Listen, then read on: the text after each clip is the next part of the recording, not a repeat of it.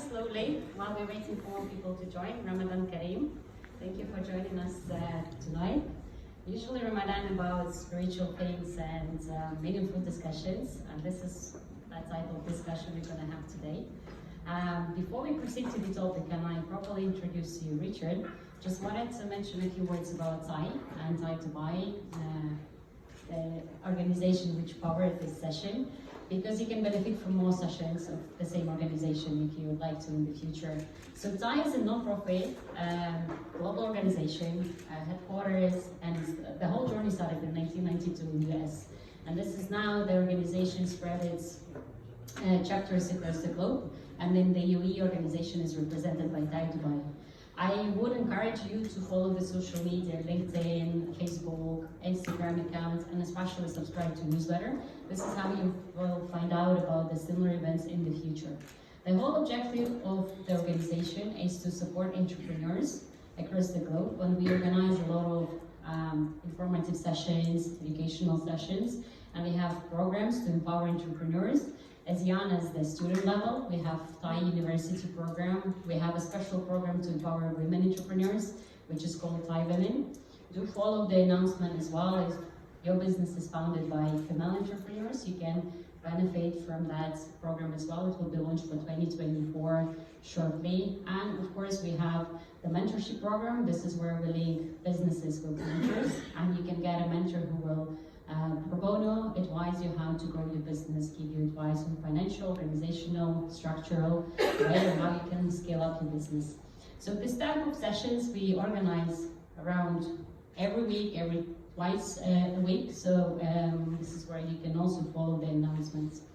So coming back to the exciting topic today, I'm sure you actually know more about Richard probably than I do, but still let me properly introduce you. How many have been in Dubai for more than 10 years? Okay, so you probably know about newspaper 7 Days, right? The one which we received in our households on a daily basis. We all read them, and it was very sudden news that the newspaper was shutting down. We all thought like, oh my God, how are we gonna find out the latest news in town? And this is where Richard and his team took over the social media accounts at that point. And again, my first thoughts were like, how you can make social media work, how it can be still an exciting journey.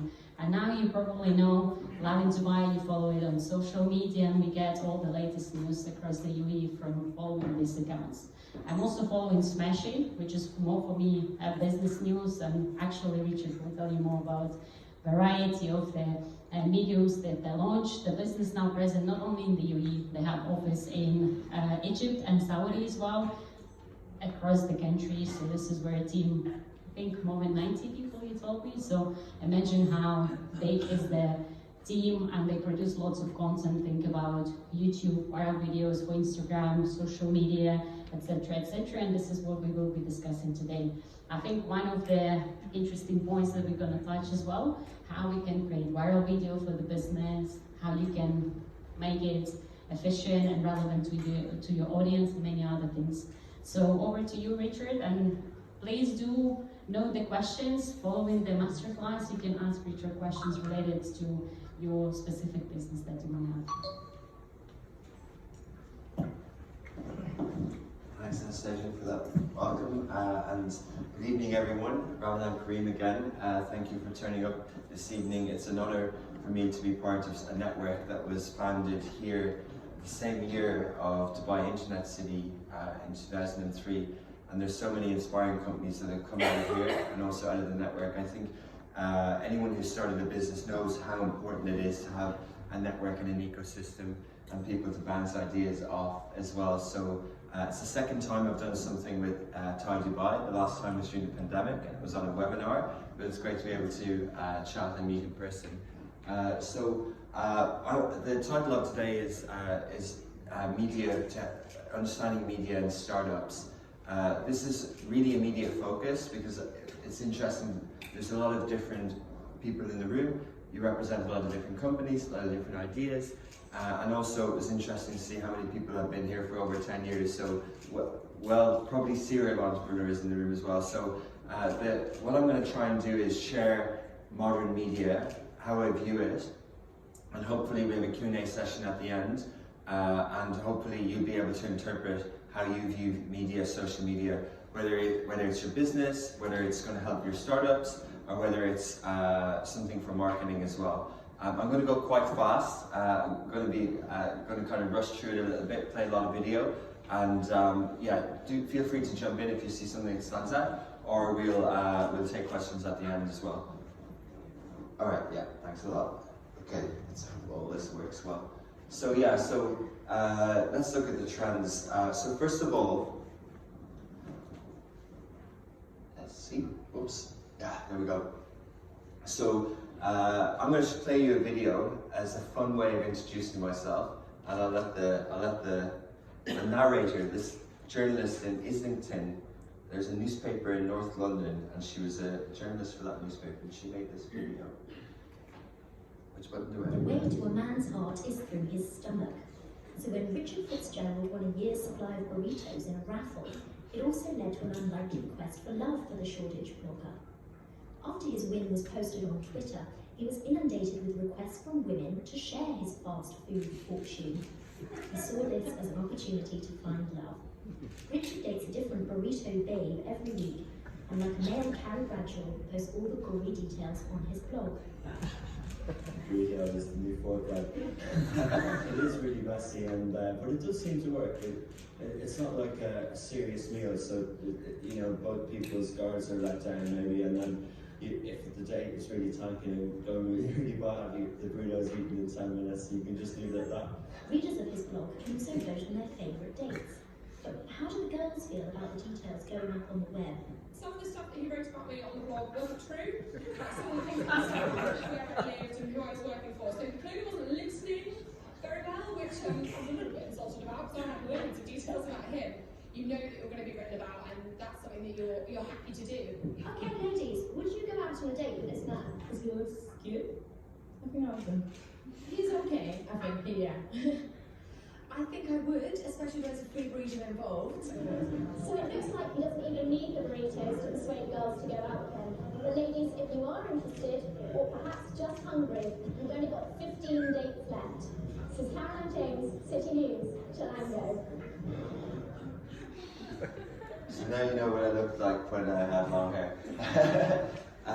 What was fascinating about that period is, you know, you can tell stories when you have different ingredients. And I didn't know, I wanted to do a blog. I just moved to London, I didn't really know anyone. And blogging was big, it was before Instagram. It was January 2010 or so. Yeah, literally before Instagram. And blogging was big, it was like doing a podcast today. And that one took off, that got really big. It was covered on BBC, it was double page spread in the Metro. Everyone kept asking me out on dates, and it kept going. Like every Wednesday for 3-4 hours for 52 weeks. And Chilango, the guy who owned it, a cool Norwegian Chicago dude, he was delighted because he was using his burritos as marketing. You know, so it was back then we used to talk about earned media. There was barely any ads on social media. It was paid, owned, and earned, but there was a lot of earned media, and that could have really got really big. I just didn't necessarily, you know what? I wanted to be taken seriously as a social media marketer, so I didn't really want to be known as the burrito guy.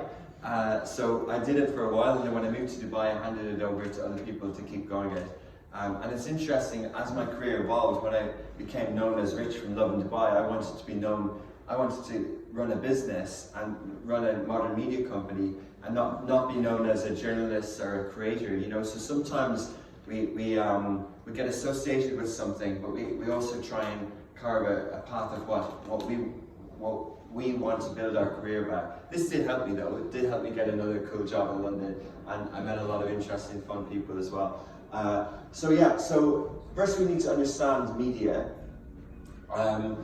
Media in the past, there's mediums and there's media. So medium is the medium of which we receive content or information. And then media, I'll talk about what I call media as a lens. So in terms of mediums, like obviously the regional medium in a way was something written down in places, right? And then it became print, And if we think back, the printing press, the Gutenberg printing press, I'll go into it, but that was the original way to consume media. And then radio came 100 or so, 20 years ago, and then TV. And then all of those fragmented. So from one newspaper there became hundreds, and then obviously digital media and more TV stations, cable, and all of these things. So it keeps on evolving. Now, in my humble view, we see it as 5 key mediums of, and you can try and understand your daily consumption, your daily diet of media. Where do you consume media?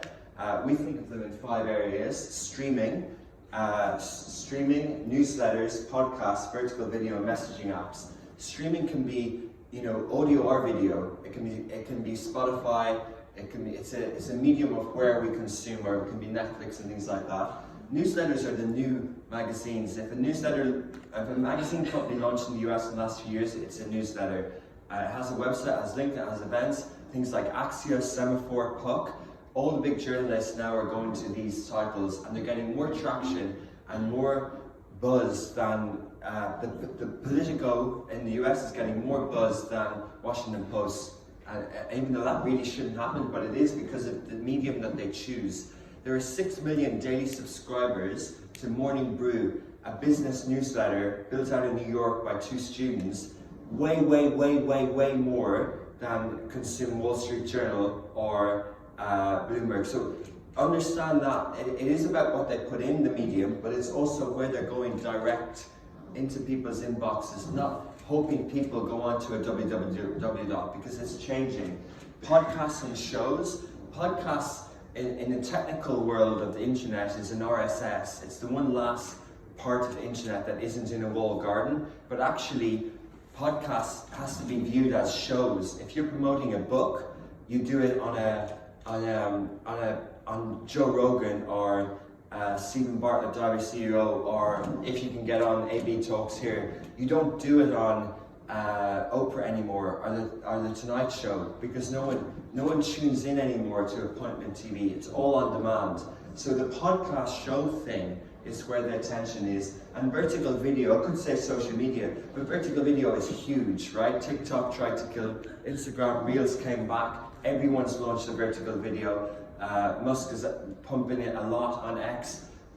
TikTok, I mentioned TikTok, YouTube added Shorts. Not only did they add Shorts, but they put it on top, higher up on the app. In some parts of the world, you open the YouTube app and Shorts is first, right? So this vertical video, actually the product innovator, the genius who believed in it first was Evan Spiegel at Snap. He was the one who believed that we would all be on vertical video more than the others. And then messaging apps. I added this one this year because messaging apps are adding a lot more news into the messaging apps. If you open your WhatsApp in the bottom left-hand corner of the icon, that's where all the channels are now. And Telegram is getting really big as well. Their numbers came out this week. So that's how media has been consumed now. Obviously there's some legacy stuff, but I'm going to have to be blunt about it. Like, print is dead, right? And digital is eating the world, it is taking over, and these are the ways we consume media today. So yeah. What is a medium? So a medium, that should be medium, okay. What is, I just went through the mediums. Right, there we go, they're the mediums.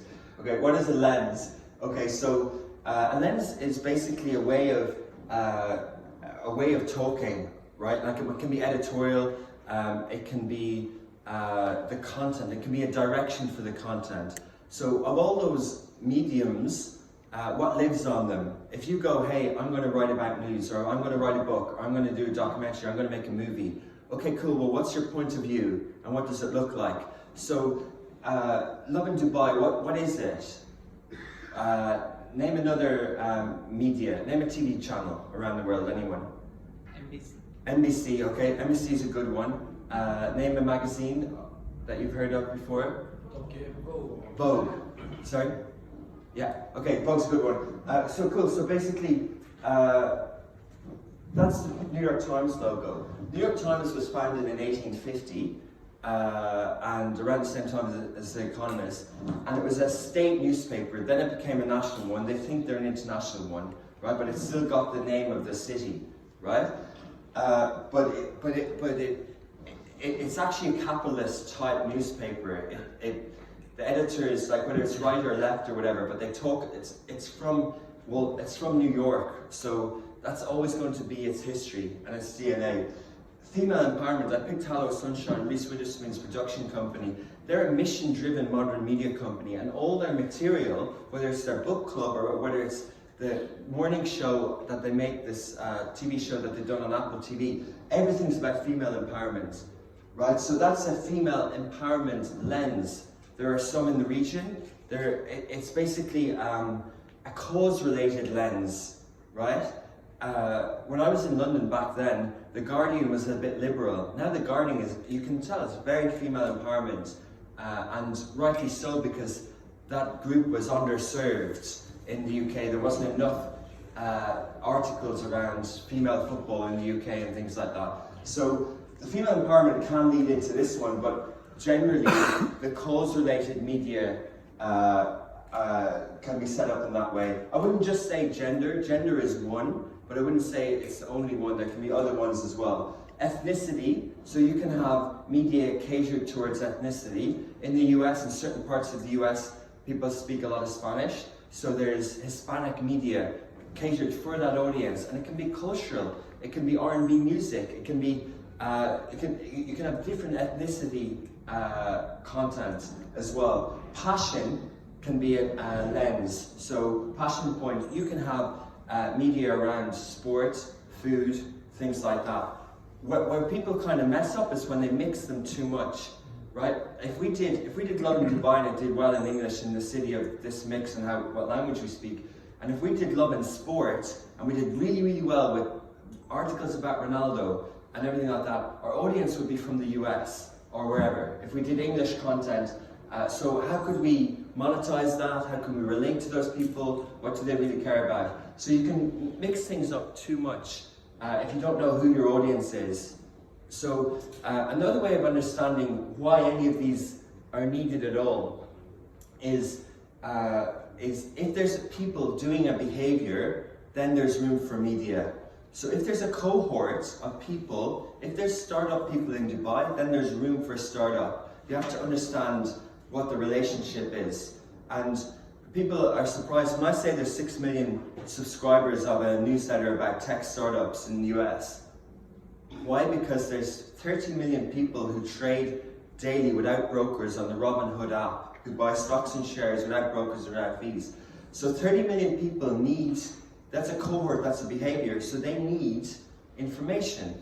So Ronaldo goes to Al Nassr in Saudi, right? And the Saudi league suddenly has 100 million followers on Instagram, right? So then there's room for any of these things, there's room based on that interest, right? So you can just ask this question about anything. If there's 70,000 people going to a concert, then there's room in that area to create media around that thing. And people go, oh, people are interested in that, I'll try it. I'll set up a blog, I'll set up a magazine, I'll set up a podcast, or I'll set up a business. And then they'll say, oh, it failed because. But a lot of it is to do with picking the medium and packaging it up and doing it in that way. But if people are interested in something, there's definitely room for media around it. So moving on, what is a narrative? A narrative is a way of telling a story. People often say that journalists should be not biased and they should be impartial. People also say it's very hard not to be. I remember when I studied as part of my degree, I studied the German language. And one of the electives, we did literature and we did cinematography, and we studied a movie called Der Untergang, which is about the downfall of Hitler. And how we studied it was understanding, is this movie biased or is it historically accurate? You know, and you can take that across everything. If we watch a biopic, I watched a biopic recently about Napoleon, is that supposed to be factually accurate? Or is it inherently going to be a little bit biased? And of course, there's always a bit of bias in things. You know, this is the Daily Mail, they have their own agenda, they have their own bias. And a lot of that is actually dangerous because, for many reasons, because it incites hate and many things like that. Can news be news without a lens? So, can news be news without a lens? Yes, but it's not really going to have a dedicated readership and an audience. It's not going to be consistent. Like someone, we can write an article and we could put something up, but you need that consistency. You need that lens. Whether it's one of those things I talked about, like the Daily Mail is a British tabloid. It's actually the original tabloid in about 1906, and it serves a purpose in that market still. It actually represents a lot of the what the populist media is, populist sentiment in the country. And that's what a good editor does. If they have a populist title, they play to the crowd, whether it's someone on the radio or something like that. So it's really hard for, especially media today, it's very hard to survive if you don't have a lens and a purpose. Whether you have a podcast or whatever, it's very hard to survive because media is so fragmented and so hard to have cut through and noise on it. What can you actually say? So, what can you actually say? So basically, a lot of what the Western world and what journalists think you can say is linked to a constitution for one country of 200 and something countries that was written in 1976, like 200 years after the printing press. And that is the First Amendment, and that is freedom of speech. Most media journalists think that that's what they can say, but actually that's more to do with constitution and law. It's not actually to do with media.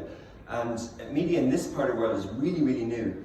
And relatively, I'll give some numbers, but so when we understand media in this world, we understand the constitution and it related to faith, related to Islam, related to the Prophet, peace be upon him. And we also understand that it's related to the leadership, and we also understand it's related to our neighbour or anyone who owns a business, that we shouldn't harm their chance to have a living. And when we understand media in this part of the world, it actually becomes a much healthier environment. There's less hate speech, there's less attacking people, there's less phone hacking, there's lots of things. And this can be debated at length by many journalists, and many journalists will, but it actually, once you understand that, then you can start understanding where media is going in this part of the world as well. So media is linked to laws and regulations, as I mentioned. The Ottoman Emperor actually banned the printing press. So the Gutenberg printing press was about in the 15th century. And the first printing press in Egypt was in 1820. I took that photo last August in the Alexandria Bibliothèque. That was the first printing press in Egypt. And the first print came out, a gazette at the time, right? The first printing press in Riyadh came in 1953. The first media law came in about 1972, and they're rewriting it now. The second ever media law in Saudi, they're rewriting it now. And the reason why that media law is interesting is because in 1975, Asharq al-Aswad was the first newspaper in Saudi Arabia. I remember the date, 1975, because it's exactly 200 years after Times UK launched. Imagine, 200 years. 200 years. So Times UK was 1975. New York Times was 1850, 75 years. And when we launched Love in Cairo, people would say to me, hey, but Cairo Scene was there 10 years before me. I was like, it doesn't matter, right? If you can make a newspaper, like if you think of history, 75 years doesn't matter, why does 10? If you dial out a bit. So 1975 was Arab News and Asharq al-Aswad in Saudi. But they're obviously communicating and stories dates way back, right? Ancient Egypt and lots of different forms of storytelling dates way back in other parts of the region, like in Morocco. And other storytelling is an amazing part of society, but media as a business, as a form and a function and a commentary is really, really new. So yeah, that was that moment that I was talking about. 200 years, imagine. And so we're really, really new. And then digital. And then people say, oh, can you do, how were you the first foreign-owned media company in Saudi Arabia? Can you do they not block it there? Well, no, they don't. Like, they don't block it. Like, so, but they did. The equivalent was the printing press, and you weren't allowed to print a book. And you are allowed to have a blog. So media is allowed, it's just understanding it, you know? So crafting narratives in modern media, Yeah, so basically, like a lot of what we do on LovinDubai and a lot of storytelling now, in all the different forms, is about how you package it, right? Like, you know, if you have a newsletter, how Axios coined the term smart brevity, and it's about giving, you know, and OpenAI and ChatGPT is really good at condensing things down. We get emojis, we get bullet points, we get newsletter, you know, we get all this information. Other people are really good now at doing, and I'll show some of the videos, at doing episode drops once a week, a new podcast, and then they have to do that really cool hook video, you know, that sort of lets you know there's a new episode, and they cut the bits and then they stop. Like, all these are new techniques now. And I love it because if you listen to Chris Fagan Virgin Radio, right, and you listen to how he plays the crowd or whatever, that's 100 years of RJs, of DJs, perfecting technique. The techniques that they have now that our ears are accustomed to are that brilliant chat show hosts in the US that they know how to, Oprah knows how to play the crowd or whatever. They're all techniques that are happening now on social media in different ways, that we're all copying the good ones that we see, you know? So a lot of it is crafting narratives in this way. Like when we see the influencers do different things, there's a thing called, I wish I had the right word for it, but it's basically like experience, right? So when the influencer starts talking, they're like putting makeup on, but they're not talking about putting the makeup on, but you're hooked in because you think something's happening and you need to watch, right? These are all techniques, they're all tricks. And it literally happens in different media. Remember when you had a magazine that you had to read every week and you had to go to the section where that bit was? Like I still go and read like what I did at the weekend or lunch with the FT. These are all formats and tricks and things that can be replicated in the podcast that we listen to and the bit that you hear, the voice that you're familiar with, you know? So all these images are Midjourney, by the way, are all done on Midjourney, which is Discord, right? All AI. So basically, media is fragmented. You know, I put in a prompt to sort of see what would a doctor's, a GP kind of lab look like. No, wrong word. Anyway, so these are all the newspapers on top of each other. There's a radio station, there's a TV, there's magazines, and people are saying now, oh, there's too many podcasts, or there's too many blogs, or there's too many Instagram accounts. Well, there was also too many newspapers, etc. But you can still be relevant if you create the right ones, and you go back to the point about the lens and know who you're talking to. Let's see if this works. This is a TV ad by a newspaper company. I'll play it first. You kind of have to know the Three Little Pig. What would we call it? A fairy tale? Does everyone know the Three Little Pigs? Okay, you kind of have to know that one, but yeah, that's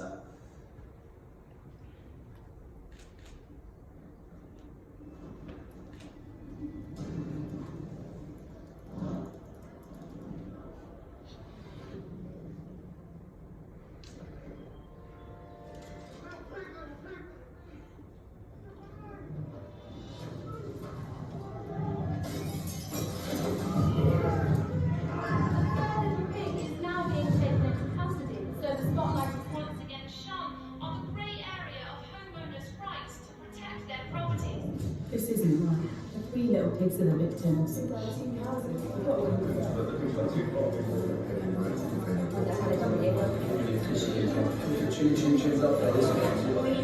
the lorry hardly constitutes reasonable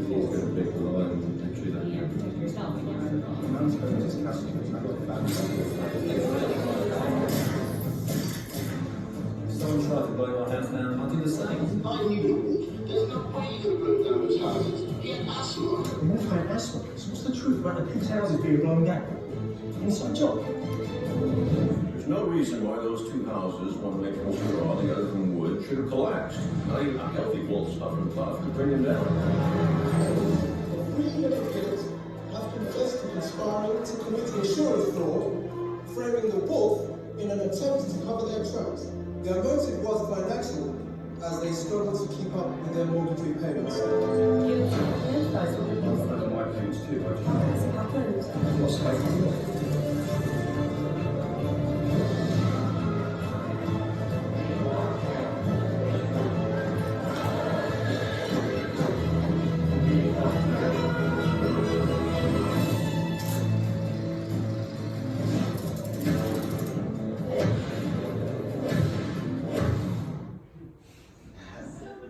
clever, right? It's really clever. If you know, like, yeah, some of the lines in there is really good. And it's also a nice TV ad. The Guardian is saying that they can understand the whole picture. They realize that tweets are part of the story now. It's not just the journalists. You know, look at Capegate, what's all over our social media at the moment, and we go on BBC and it's like a media blackout. Like, there's just nothing about the story, but we're all hooked on it because it's all over our TikTok feeds, it's everywhere. So that's basically media now. It's all over the place. But actually, the media brands or the companies still play a role. They haven't been fully disrupted. Like Elon Musk, and people think that they have, that they're dead, but they're not actually. Like, I was fascinated to see like TMZ release a video of the Capegate thing, and like they shouldn't be relevant. Like LovinDubai shouldn't be relevant, but it still is, because journalists still have a function. You know, what they study in journalism school, I didn't study journalism, my sister did, and she kind of leads that editorial on LovinDubai, but they study the ethics of journalism, how to tell a story, you know, and a phrase I always like to remember is like shed light on information that doesn't exist. So if you're doing an interview, ask the questions to get information, not to hold people to account, not to do the role of the law, but just to bring information out as a commentary to tell a story. So I think media will always have a brand and a role, and even more so when there's 100 podcasts with podcast creators, they're never going to talk about the thing that someone said on another podcast. So a journalist needs to be listening and needs to write about the thing that entrepreneur said on that podcast.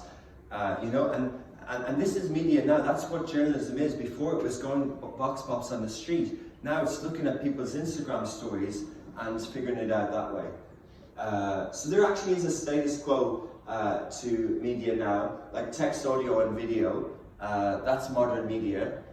We don't have a simple word for it. I wish we did. I wish it was simple as print, TV or radio, but we don't.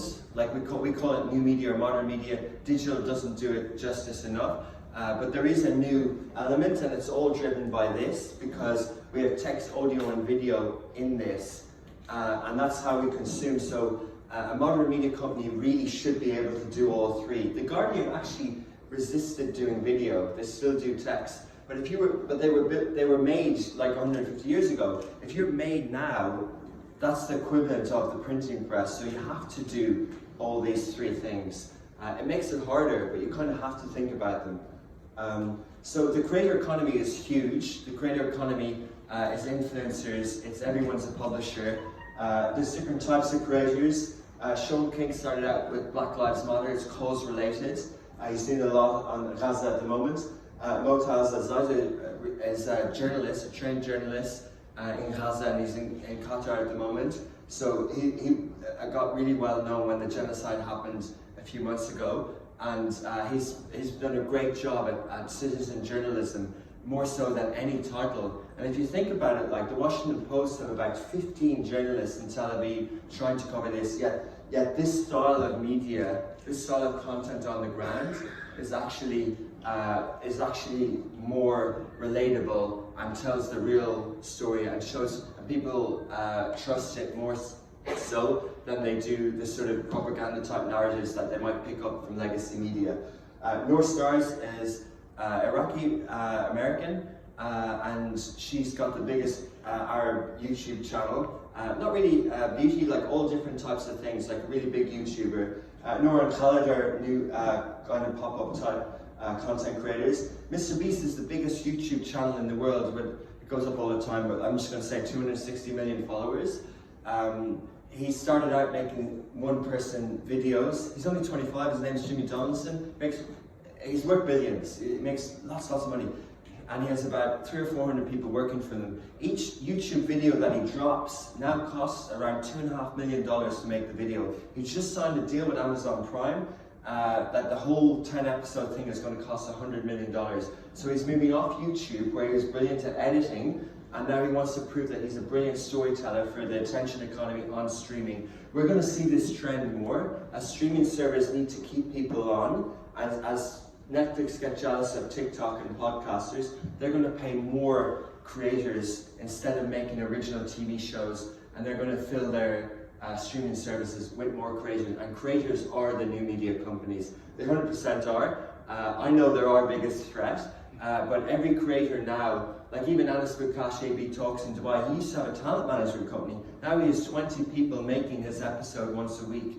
It is the show of the region, whether we like it or not, but like it will get the most attention and the most views of any interview. If the nationals sit down and interview someone appearing on AB Talks will get more traction. In English and Arabic, the distribution is there, it's on Netflix, it's on airlines, it's everywhere. So yeah. Okay, so when journalists start off, when they come in, say from Hamad bin Rashid School of Journalism in AUD, and when they come into Augustus Media, I know that they're really good at I know that they're really good at writing. I know they're really good at creation, not curation. But what they need to learn is the discovery part, how to package something up, how to curate, and how to distribute. And discovery now is really, you really need to be digital savvy. You need to know how to go onto SnapMap, the red map, and know where the buzz is. You need to know how to set filters up on TweetDeck X Pro. You need to know how to find where things are online. You need to know where to look, as well as Google, but you need to know where to look. And curation, you need to know how to package something.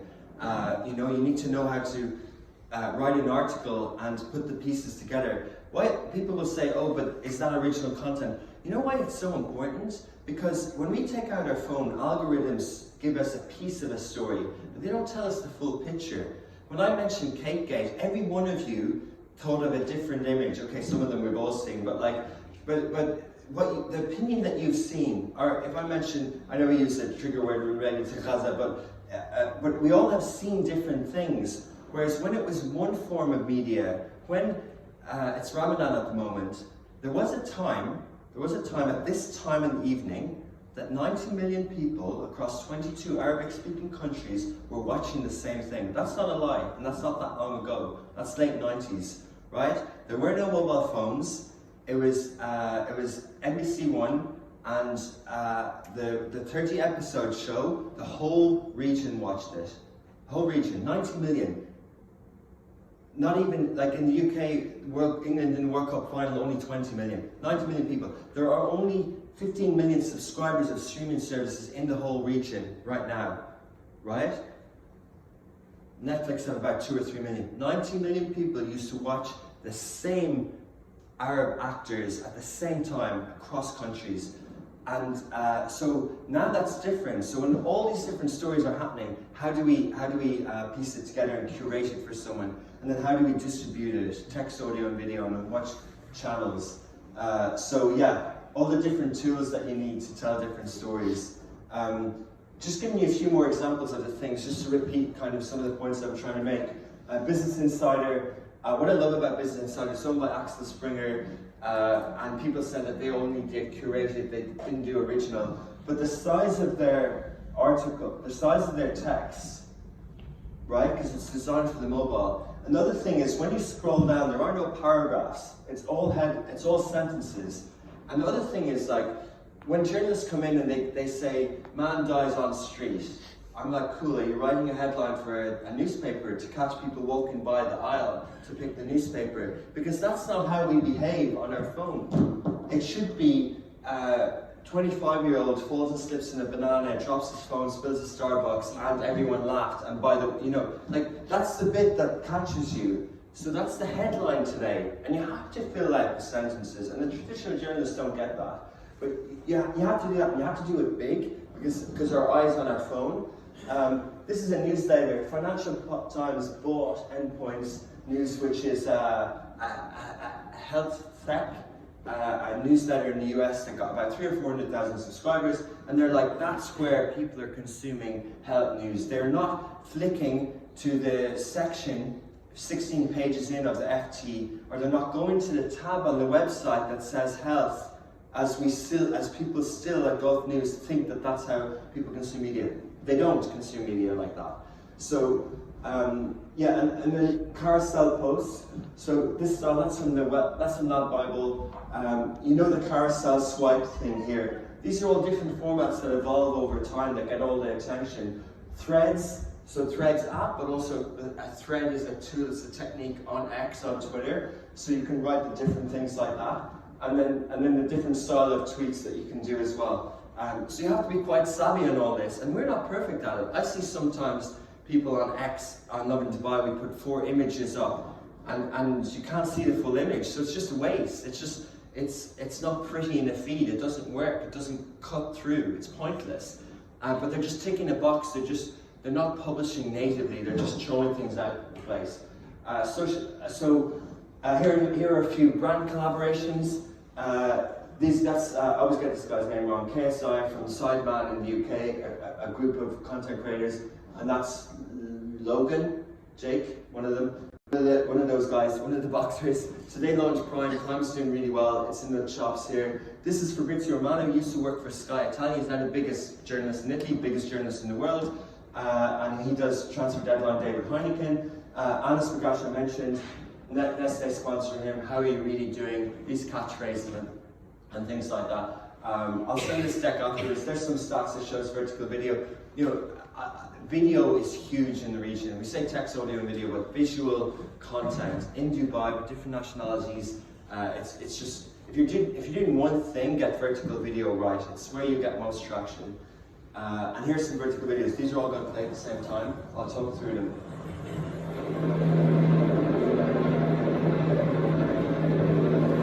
This guy stands in the middle of traffic in Mumbai every Sunday morning.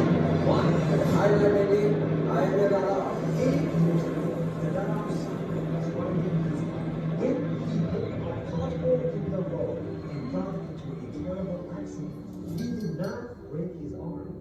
He lost his life. The next day, the government filled that pothole, but the Dada wanted to make sure that nobody dies from a pothole ever again. So he started to fill them himself. He filled pothole after pothole until he filled more than 1,500 of them. And guys, nobody pays him for this. His father lost his son, and now he is determined to save the lives of many others. That's what we need. See you tomorrow. So Nusai Yassin Sunasteli, he actually started 60-second videos, but the technique is really good. He's a very talented content creator. How he communicates really slow, how he does the text overlay video, how it's all scripted, and how he puts the person in the video. It's very effective, it's very good form, and it hasn't passed yet. These two are two different ones. Both are branded content. This is something we actually did, a CGI video, if you saw the crescent and the Tang Arabia last Ramadan. And this is the World Cup. But I love this one because the World Cup was in Qatar, yet this video asset on the 20th of December 2022, this was the global asset that went viral at like 10, 11 p.m. on that Saturday, Sunday night. Why? Because CGI was just getting big. What is CGI? Special effects. It's animated on top of a real world solution. So Adidas, there's just so much backstory to this, but basically Dubai Tourism signed an MOU with Adidas to create many things in it, including Adidas DXB. The Rabi shoe came out of that, and this came out of it, and a few other things came out of it. So how did this happen is basically they shot the frame, they had the asset ready to go, but they could only use it if Mbappe didn't score that goal and if Argentina didn't win. So they made all these assets, and they can only release it if the team wins. And they released it and it went really big. Why as well is it really important? Because Dubai wanted to benefit from the World Cup, but they couldn't. Like Nike wanted to hijack a World Cup 15, 20 years ago, so they make the best TV ad, but they don't mention World Cup, but Ronaldo going through the airport and all those things. So Dubai actually won the World Cup in terms of tourism. All the venues were busy here. There was way more people visiting Dubai than Qatar in the World Cup. And it was because of smart things like this. They got the share of voice. So that was hugely viral. The CGI stuff hasn't run out. It's still everywhere. Like June are doing things in Alula at the moment to promote their movie. CGI format works. It goes back to those videos, and the best ones are when you shoot the content on the street first, and then you do the special effects afterwards. There's about 5 or 6 companies in Dubai that are doing really well at the CGI. They charge $15,000 to $20,000. That was about $30,000 to $40,000, plus about $1 million media spent to get this sort of global. So audio content, I mentioned some of these things before. Most shows, the biggest podcast in Saudi Arabia, it's in English. Biggest English podcast in Saudi Arabia. FinJam is the biggest Arabic one. Current Culture was a podcast network. So podcast networks wanted to do Gimlet Media, Serial in the US. They wanted to do scripted content, but it hasn't worked as well. More natural chat show stuff has worked better, so they no longer exist. Joe Rogan, still the top 2 podcasts in the world, alongside with The Daily from the New York Times. That's one of our shows, Smash Your Business. We do a daily podcast show. That's Sorry CEO. So Stephen Bartlett interviews people in the UK, and if you see how he pushes his cuts on the videos, I hope I have an example. It's really, really good. So there was scripted shows, series, analysts, and interviews. Interviews are doing really well, but also like analyst shows are actually doing better. A group of friends talking about things after something happens, after the news breaks. You know, I think there's so much room more for that to grow. Like if you go to GITEX and there's 100,000 people in GITEX, why doesn't 3 or 4 people sit down for 40 minutes and talk about it? So we can all then the next day, when we're driving in the traffic, to understand it. You know, I don't think all media does a good enough job at that sort of stuff. So how did we do this? We started with LovinDubai, and we then decided that it was a city brand. We call it horizontal. You know, Dubai is the horizontal, so food, tech, utility, traffic, fires, all the things the memes go up about, community stories, like all those things live under Dubai. And then the same with Lovin Beirut, same with Lovin Riyadh, same with Lovin Cairo. We have at least 1 journalist in 11 countries with 22 cities. And then we thought Lovin is loving your life. That's the lens. It's local news and lifestyle, but the lens is like loving life, YOLO. You know, you wake up in the morning, there's a meme instead of a motivational quote. That's the brand, right? Smashy is for the driven, the dreamers, the doers, believing that there's a young cohort in the region who want economic prosperity. Most people who've given in this room, in my mind, fit that. I want that brand to be the MTV of this mindset in this region over the next 10, 20, 30 years. I want that brand to tell the unicorn stories and to tell the startup stories. And we've done Smashy Business, Smashy Sports, Smashy Entertainment.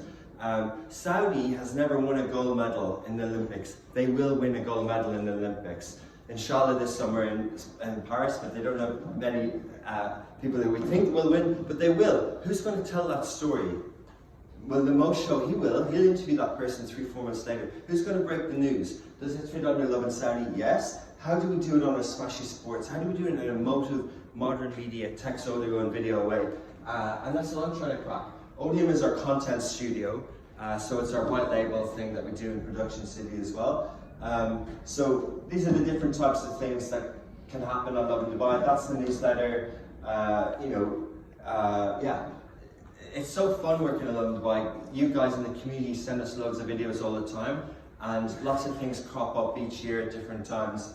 But yeah, it's real sort of community type content. So this is going to be an attack on assets again. Everything's going to play really fast. So brace yourselves. I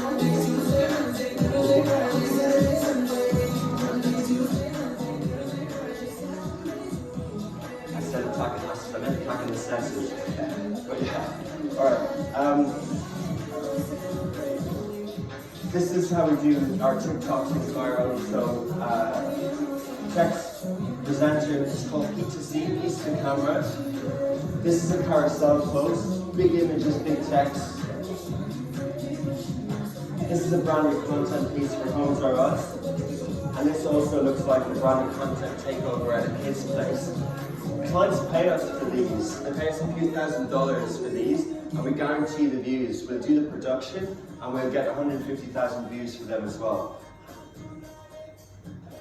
And the reason why they do it is because people swipe by other ads, but they like ads that that it's why influencers do so well. They like ads that communicate to them, right? So creator-led content actually works in a way to get a message across as well.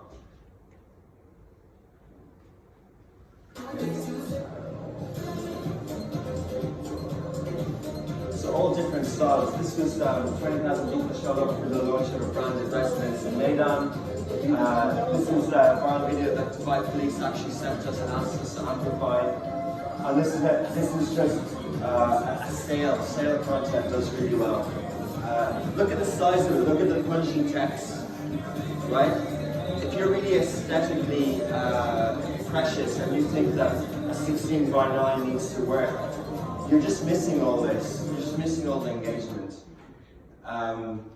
That one was used by a global case study by Samsung. It was a paid-for, planned piece, and it was the most viral piece of content that happened when Ed Sheeran was in Dubai. Got like 23,000 likes in like 2 hours or so. But they knew what they were doing. Like, it shows the guy, they pay a creator, he makes a video, and they plant it on LovinDubai at the right time when 40,000 people are in their cars going to the Seven Stadium. And it just went super viral. Everyone could relate to it. People decide whether Android or iOS or Android is better. You know, this is again carousel packaging, storytelling. You know, this is the equivalent of what I was saying about designing for the mobile and how to kind of communicate stories. This is how we do the morning show.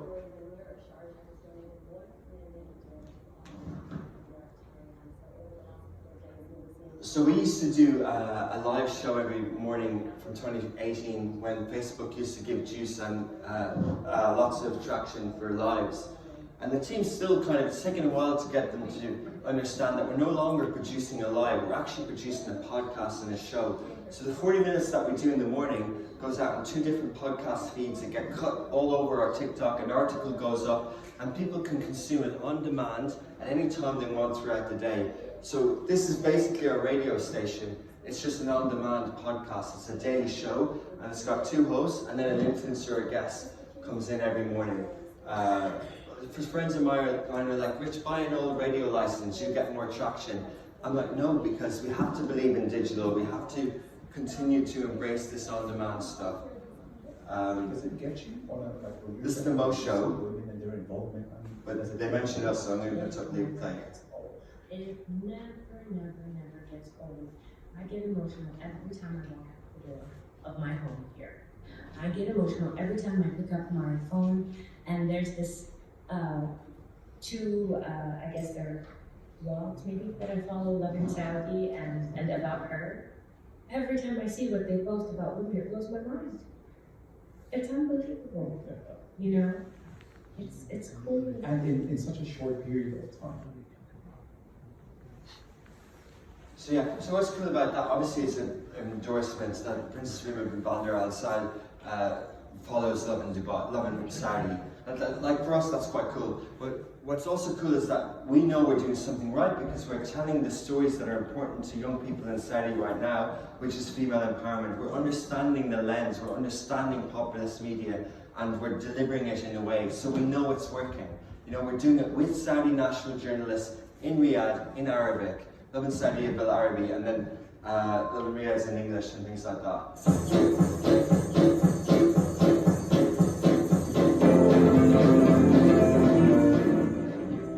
Why I picked Lovin Baghdad over all the other Lovins? It's probably the least page views, it's probably the smallest audience. We haven't cracked it at all, but I just know we will. I know we will, because I was struck by, we launched it last summer, I was struck by a headline that said the New York Times bureau chief is fired and they're pulling out of Baghdad because there's no reason to do content over there. Why? Because there's no war or something. And this just shocked me. Like, this shows why the New York Times isn't international. So we hired a guy called Bonner, underground in Baghdad, and he goes around and makes these videos. And he shows the culture and he shows what's actually relevant to people on the ground there. So you don't have to believe that there isn't ways to tell stories in certain places. There is. I'm not sure that this is going to work. Well, I just said I was sure, but let's see. All right. So Smashy looks like this. Again, loads of things are going to happen.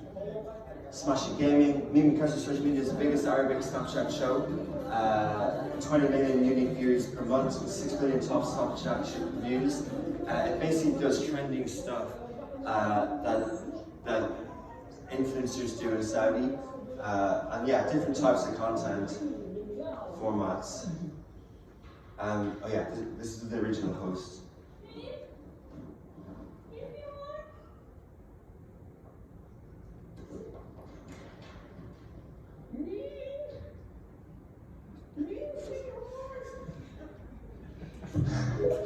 Simple nothing, but then look at it, and like that's actually in our office in Riyadh, right? And he sees an influencer make a video, he then repeats that in a silly way, and does it 2 4-minute episodes a week, and it just works. He's really talented though, really unique creator.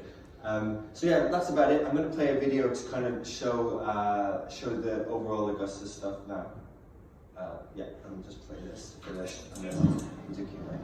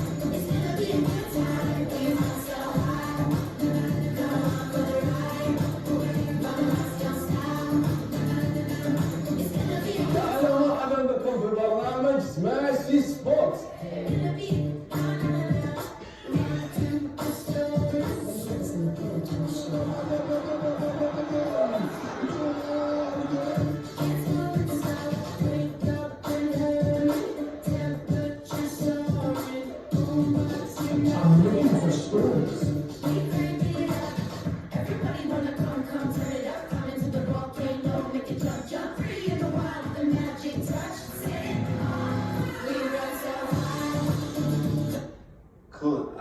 Yeah, so I think I went to 7, and I know we need to do 15 minutes Q&A, so I'm not sure how we're going to do this if you want to go. But if you want to get in touch, anyone who wants the deck, ping me here. This will open either WhatsApp or email, so I'll leave that up for a few minutes.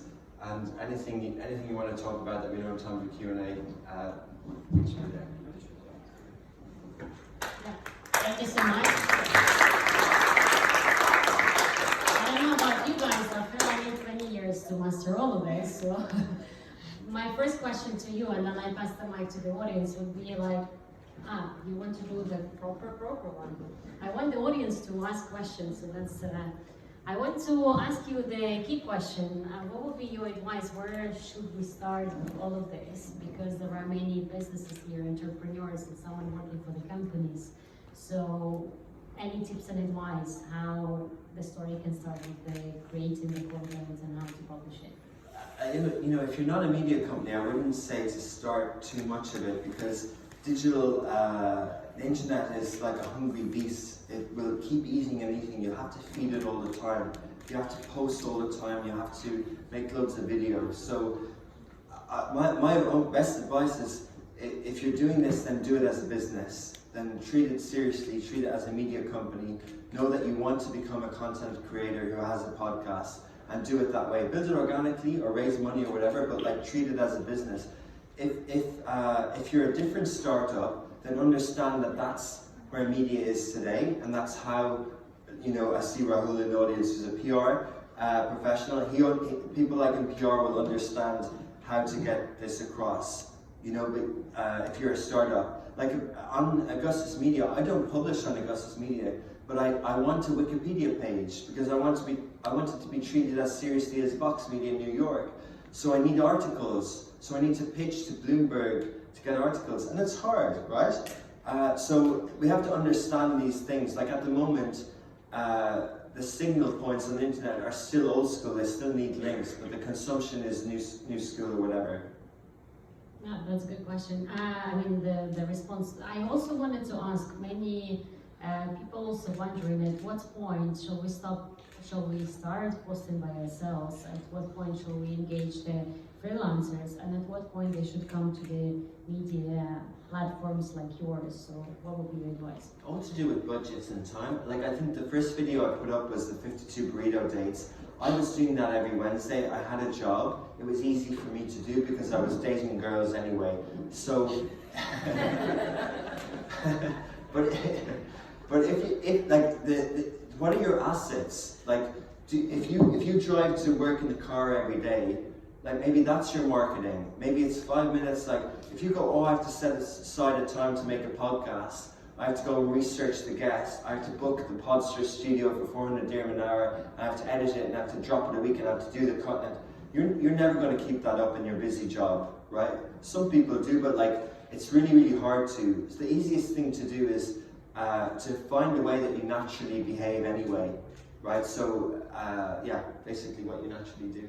What are your assets? Like, what do you think can work? Like when you asked about freelancers and things like that, is there someone, your partner, your friend, that can video you doing something that will serve the purpose of your business? You know? Yeah, that's a good one. Also, question: a lot of videos that you produce target to B2C. How many of you guys are operating in B2B environment? Because this is two different spaces. So, any tips for you, if I can challenge you with this? If we're talking about the B2B space, would be the approach different for creating this type of content? I think personal brands work well in B2B. The way that LinkedIn is, the way that B2B is very, you know, I'm not an expert in sales, but B2B is a lot about your network. A lot of referrals come through people you know. So personal branding is good for B2B. But similar rules apply, similar formats still work.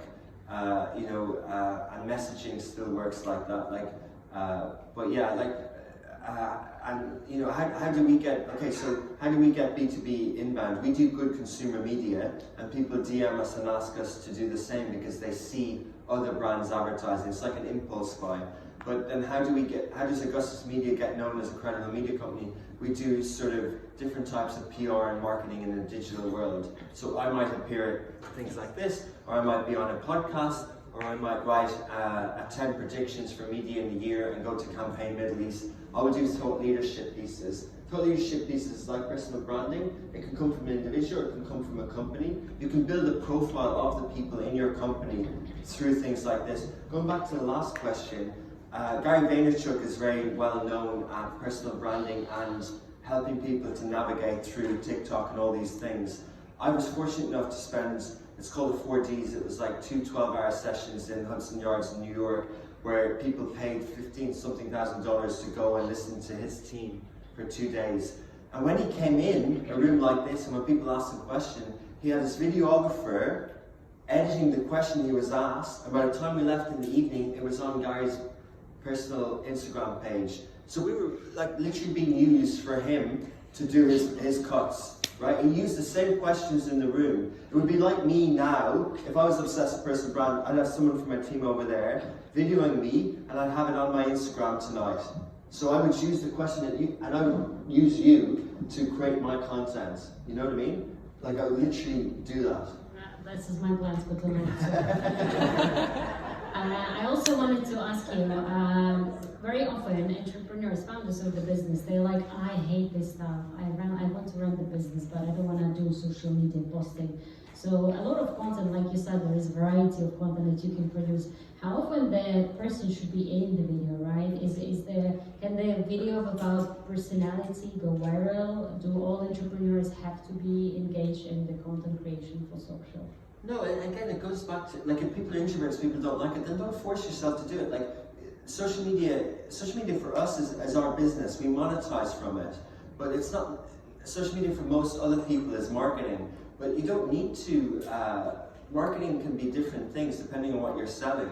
So you don't need to, it shouldn't be a vanity project. It shouldn't be about number of likes and followers if that's not converting for you. Some people spend a ton of money making podcasts and video shows, and you kind of go, okay, you've got 50,000 followers. There's a barber shop that are really good in Dubai, and they're amazing. I really like them, and the couple who run it, I got to know them recently. and their Instagram following and TikTok is amazing, but they can never have that. They have 5 seats in the barbershop, and it's only male. So why do they need 2 million views of their TikTok? Why? You know, is it vanity? Is it because they, you know, is it because but it can't convert. First of all, half of them are females, so they're not even, you know what I mean? So you have to know opportunity costs, you have to know how much time they're putting in. But if it's part of Oscar, the guy, if it's part of him, his daily routine that he's just good with his phone, then it's easy. If he's not paying a digital agency 50,000 dirhams a month to come in and to cut, then I don't mind it. And that's what they do. So it becomes part of how they do their day. His dad visited from Egypt, and they did an ASMR video of the dad with the cut and chip like that. That was amazing. It probably took him 10 minutes. Someone else, you might need a production company to spend $20,000 on it. But I don't think we need to obsess over vanity metrics, you know? And the other little thing is, like, sometimes, again, going back to the breeder dates and their assets, sometimes your comms alone can go viral. We had a sort of an acquisition attempt on us last summer, and it backfired a little bit. And to own the narrative, I publicly released the internal email I sent because it was spun against us, and I put it out on my 20,000 followers on LinkedIn and on Twitter, and it got picked up globally, and 3 or 4 local Arab titles told the story of us nearly being acquired, and it turned into another offer from an Abu Dhabi company. Just because I owned the narrative, and I basically used an internal email as a screenshot as the post.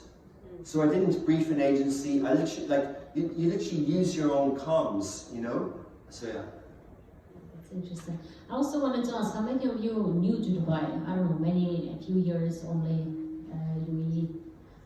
Why I'm asking, I wanted to ask the question, you're very confident, right? You're talking like we're in 22 cities, we just launched in Riyadh, and we go in viral in Egypt, etc., but it's not as easy for many to enter the new market. Any tips and advice for people who might be expanding business to other countries, Emirates, on this type of, you know, confidence, how they can master the social media with the same confidence that you have? Okay, I should be humble because I shouldn't come across as that confident, because we're not that successful.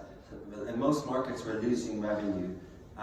In publishing, it's different to the service industry or having a client on day one. You need to build an audience. So we have to understand what's the investment, what's the payoff, and what's the market opportunity.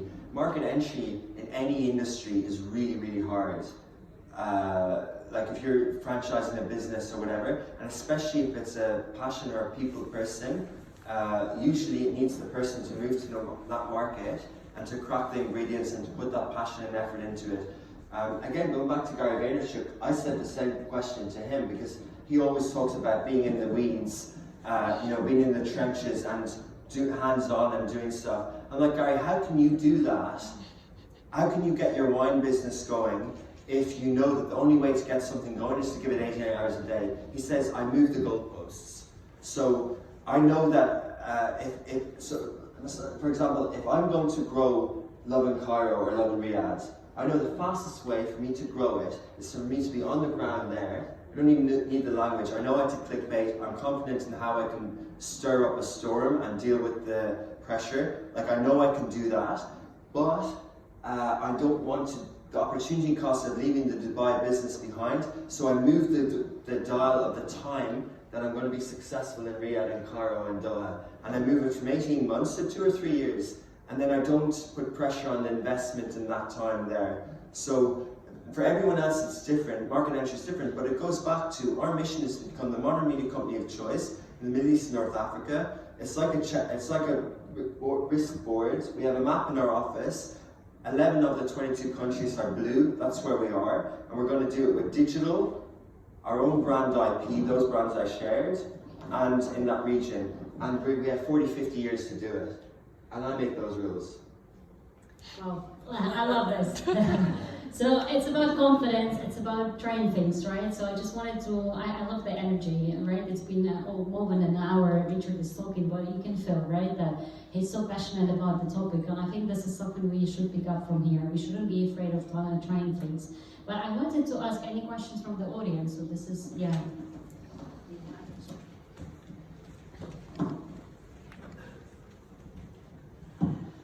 Hello, I wanted to ask if there is no something called bad publicity. Like, is it true that there is no bad publicity? Rahul, what do you think? Look, I think no, there's no such thing as bad publicity. That's just a PR expert. I think you can get cancelled, but I think cancelled can actually dial down.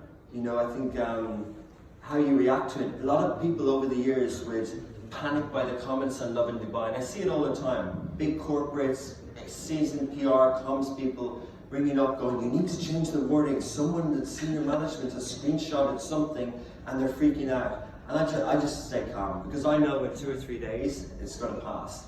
And I know that they're spending their energy in the wrong area. They should be putting out a statement. They should be understanding, is this a reflection? The thing that caused the stir, is there something wrong with them inherently in how they operate as a business? So there's things like that, but of course there's reputations can be ruined overnight. Of course there can be impact, but I think we have to put things in perspective. Like, there's cases at the moment where people are being cancelled on social media. Like we talked about on LovinDubai, we talked about a restaurant and on Smashy Business this week. And in the heat of it, if you read those comments on LovinDubai, on Craving Palestine, and on Smashy Business about Wild in the Moon and Comptoir 102, you would think that this business will not survive. And I remember being in Qatar in the World Cups with a round table with marketers, and at the time Balenciaga were being cancelled globally, right? They were being cancelled globally. And I felt, from what I was reading on social media, I felt that this is the worst I've ever seen. And I felt there's no one ever going to walk a street in Dubai wearing Balenciaga ever again, because the pressure was so intense. There was like dead babies and whatever, like it was just so intense. And a year or two later, it's gone, it's over. You know, like, sure, their sales might have dropped in that quarter, but like, so you have to put things in perspective. So you mean the magnitude of the bad publicity affected? You mean, like, for example, I remember, Elon Musk in his Cybertruck, when he threw a rock on the glass and it broke, and then he said we will fix it. That's the day I know about the Cybertruck. Do you know what? The Cybertruck is going to be, like, tonight was the first sighting of a Cybertruck in Dubai. They're all over San Francisco. Like, you're right. Elon Musk, he didn't mean to, he was trying to prove that it couldn't crack, you're right, and it cracked. And so he doesn't care. Elon Musk is a brilliant example of if it doesn't ship, it doesn't exist. Whereas in brand marketing, anyone who worked with any automotive brand, they're all pedantic, like Daimler, Mercedes, BMW, Infiniti. They won't release a flash website or a microsite or a model of a car unless it's absolutely perfect. Whereas Elon Musk released half-working websites because he's always in beta. He's always halfway through it. You know, he just flips this stuff on his head. He's quite unique though, but yeah. Thank you. Oh, wow. Hello, I'm at the back. Hi, I'm Sharon. So I've launched a podcast platform. You literally explained my everyday working full-time, going to Podstar, recording, etc. Trying not to get hung up on metrics is a point that you mentioned. So it's still quite new, let's talk DXB. But I think one of the things in transitioning to monetizing, and I've kind of held back, so I'm like, oh, I don't have 1 million followers, etc. But it would just be good in regards to that more, it would be good to get some insight in regards to the more organic following and the transition there, and then at the right point of monetizing and trying to capture the audience that wouldn't really be looking at 22 million followers, for example. Yeah, well done, Sharon. I think I've seen that Stoke DXB cross somewhere, so I think you're already cutting through a little bit. The problem with podcasting right now is that there isn't, the market doesn't know how to give you money. Right, so someone's going to teach the market how to give you money. So my advice would be start selling from day one. know what your rate card is, know what your media kit is, know whether you're charging CPM, or know whether you're charging as a value as a host read. So if you go, hey, this is my audience, I'm going to guarantee that even if it's 100 people that listen to 40 minutes, right, I'm going to try and tell a story to a marketer, and I'm going to give you, for the first year, I'm going to give it all to you for X $100 or something like that. And then that's a host read. And then the second piece is the programmatic. So you need the right audio ad tech, whether it's Next Broadcast, AdWiz, Acast, or any of these ad tech, and you have to follow the trends of where the money is going in audio. And then try and do what other people do, which is some people have the podcast platforms are helping of that premium. So in your 40-minute episode, record for another 20 and put that under the bonus episode once every few weeks. Get a WhatsApp group going, build up a community and cross-sell them. At every 10 episodes, do a live event. This was free tonight. Charge people 50 dirham to come in and then launch some merch. And just try and bucket off all those things and then you'll get somewhere. That's like the quickest business plan.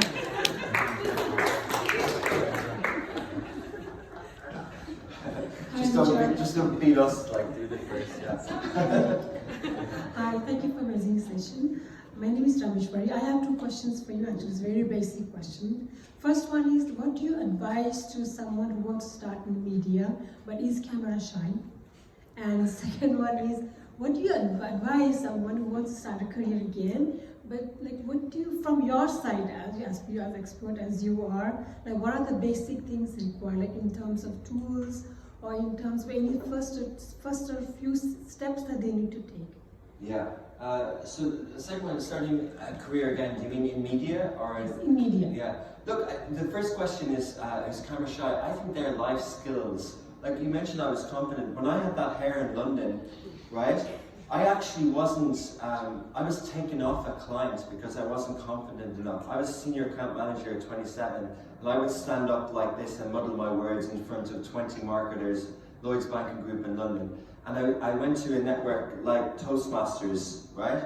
And I was vulnerable and I tried to learn how to talk, you know? So I think they're life skills. The camera shy thing shouldn't be, hey, I need vanity metrics, I need to be big on TikTok. I think they're good life skills that can help. Communicating works in every part of life, in relationships and everything. So don't overcome the camera skills just to get more TikToks. Like try and overcome the camera shy thing because for confidence in general. And then in media, I think you have to ask someone. If someone in the room has changed career, I think it's quite admirable to change career mid-thing. But learning is amazing. So if you're going to make one bet, go into AI. Understand what's happening with AI media now, because you can pass that to other people and you can add value to organizations. So there's lots of AI software, and if you come to a company in an interview and you tell them that you're going to help them produce more work, cost effective, because you understand. There's about 5 or 6 free AI courses. There's one on LinkedIn. It takes about 10 hours. Do that. Post it on LinkedIn. You know, so AI generative media is a really good way to kind of catch up with everyone else, because we're all at the same page. Thank you. Thank you. Hi, Alex, the best singer-songwriter. I have a question. Do you have any advice how to make a song viral? Songwriter, interesting skills, yeah. Just a question for you. Do you think that AI is going to put you out of a job? No, it's very helpful by the way, but I don't think it can take full job. No. It's 2 weeks to April Fools, and our idea this year is, I won't give it all away, but our idea evolves around Taylor Swift and an anthem for Dubai and AI, and we can't actually crack it right now. So I agree with you. I don't think AI is there yet. How to make a song viral? Oh yeah, okay. So answer how to make a song viral. Do you know the record labels, right? Like Sony and all these guys. They were dead 10, 12 years ago. Now 95% of their revenue comes from streaming services, right? People are saying like Taylor Swift, they don't make much money on kickbacks or whatever. Like the CDs, you know those graphs that show how artists make money? 95%, the record labels are booming. Like Sony Music, the share price is really high versus 10 years ago. Like music industry has changed. When I sat with the guys who run those companies, they told me that the way to make a song go viral is the first 3 days of the algorithm of when it drops, the song drops, the algorithm on TikTok and Reels. So when we open our story and we go to pick a story, the algorithm serves up the most popular songs and it tells us how many Reels it's been added to. So all their marketing is in the first 3 days. Music marketing has changed. It's no longer billboards, it's no longer release an album and a video. No one spends money on video. They basically try and get influencers to attach that song in the first 3 days. And I've seen it happen. Like Sony pay us every month $2,000 to do a video, and they tell us go into a restaurant and use the new Styles song. Remember that one? What was the viral one about a year and a half ago? I'm really bad at lyrics, but like it proved to me that their tactics work. So it's literally 3 days, and you have to get into the Reels and the TikTok because that's where you're making 95% of your revenue. Okay, so thanks. I wanted to say one more question. How many? Two quick ones, and we're gonna wrap up. Oh.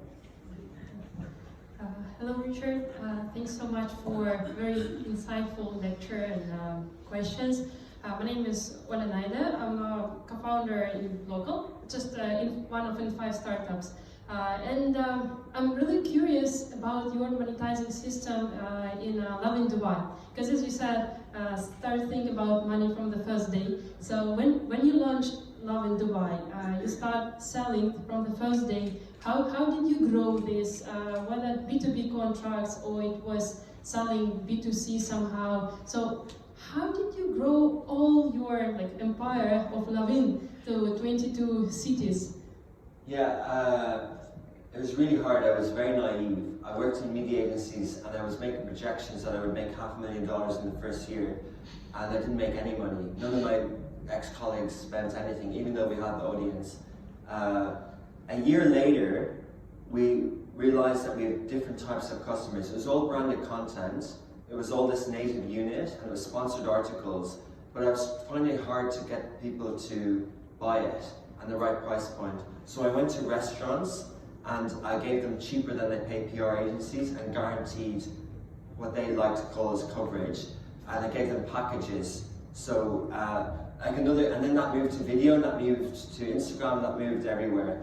And how we did it is, say if you hire a videographer, there's a good videographer in the room, say if you hire a videographer, you might pay them 20,000 dirhams to cover your event. And then it's up to you to post that.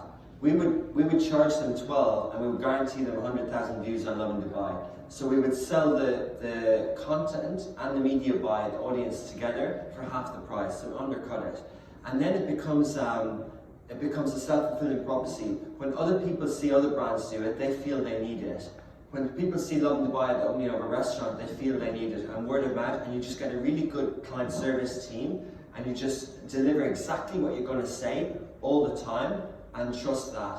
And look, I wish it was simple. I wish we were getting programmatic display revenue. I wish our subscription platform worked. I wish I knew at the start of a month I had recurring revenue. We don't. We start from scratch every month, but our system is designed around it. We did $10 million gross revenue last year, and we know how to do it. But every day I'm still trying to, all those things that we talked about in the podcast, I'm trying to figure that all out. I'm trying to get CTV advertising. The next big spend in media is called retail media. I could talk about that, but there's billions of dollars going there, and I'm trying to figure that out, you know? Where's the pockets of money? I sat with the head of training for Publicis Media Group, who has 400 digital planners across the region, all the biggest brands, Abu Dhabi Tourism, like Starcom, all these Zenit, all these groups. And I asked him, of your spend, maybe he handles $1 billion of spend a year, his group. How much of that is going to CTV or podcasts? And he didn't even give me hope that it's 1%. He said everything's on social. So I would go back and I would say how many people I'm going to hire to make the podcast. There's no money going there, but but it won't come from him. You need to lead it, right? Like when TikTok came to the market and got over $100 million in their first year, or Snapchat, they'd hired the best salespeople and the best product. So you could do that, but most of us don't have money to pay 100,000 dirhams a month to hire someone 15 years experience at Facebook to sell our Let's Talk DXB, right? So we have to do it organically. Yeah, I can see signs. If I can ask you, we need to wrap up the official part, but if you can, with the last question, officially here, and then I suggest you also return behind the scenes. Thank you. Hi, my name is Miriam. I'm a co-founder of GR Tech. We do electronic waste management. We are part of N5. My question is, how much of your success you think comes from hard work and all those hours that you spend creating content, building strategy, thinking, planning, doing stuff, and then the other part where you were just in the right place at the right time, you met the right person, and or said the right thing, and things just happened. I mean, do you believe you would reach where you are if there wasn't that bit of luck that maybe happened, and if there was that specific moment that you could remember that led to your success? That would be great to hear. Thank you. I'll try and finish. I'm still a bit hungry, but sorry. But yeah, look, I think success is relative, right? Like, you know, we're relatively successful in modern media in this region. Like, I won't say we're not, but success is relative.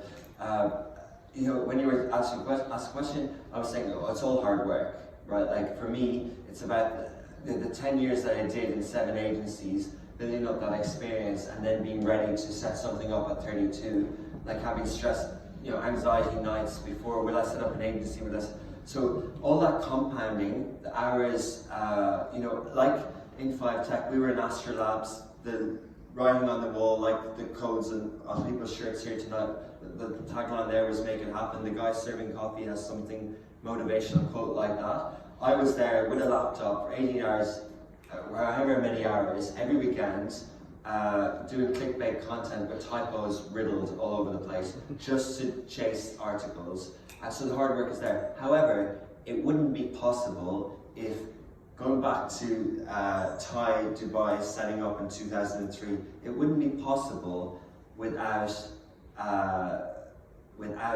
Dubai. It wouldn't be possible. For me, it aren't possible without the vision of the people who set up this. Like, so you're right, it's right place, right time. Like, sometimes we decide where the right place is, right time, but there's no way it would have been possible without the economics of the city. How are LovinDubai doing well now? Because all the bloody restaurants are making so much money. There was a restaurant group that sat down with me on a podcast, and he told me they made $50 million last year at like 40% operating margin. $50 million from food. Like, from restaurants. Like 5 times bigger than us, and we get all the attention. You know? So that's why we're doing well. It doesn't give us enough that money. I think this is the perfect question to actually wrap up the official part of the evening. We choose where to be, which is that moment, right? Which can turn the life for us. And I want to really thank you for this evening. Very inspirational speech. I would say this could be the day that everything will turn. That could be the lucky moment for all of us, because we're all hardworking, and this is the magic moment that can turn for all the things for us. So thank you so much for sharing industry tips, personal experience. I'm sure more people will gonna chase you now for more comments. I would love to thank you all as well for staying late, but you can feel right that some nice tips and energy being shared tonight. So thank you so much, Rita.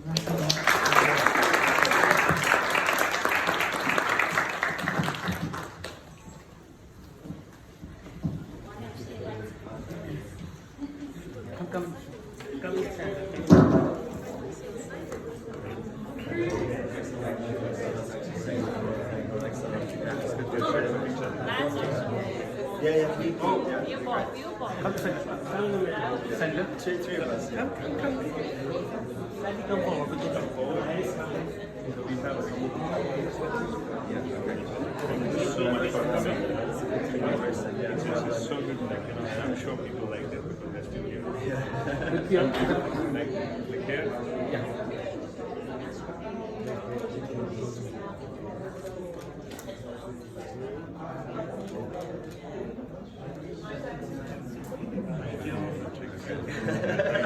Thank you so much. Thanks a lot. Do you have a problem with that?